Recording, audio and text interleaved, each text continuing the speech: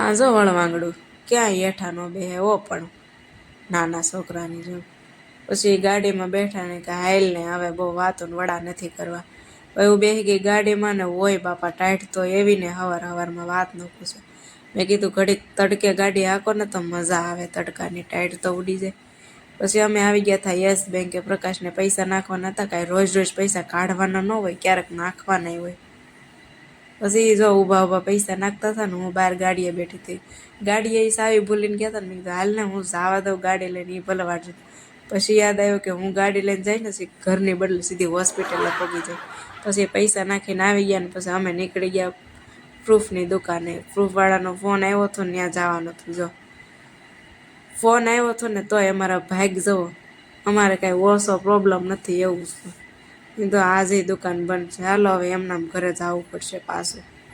મેં તો હવે રખડીને તો મેં કીધું ગરમ ગરમ નાસ્તો ખવડાવો હાલો ટાઈટનો. તો પછી ઓર્ડર કરવા મળજો જે ખાવું હોય એવું.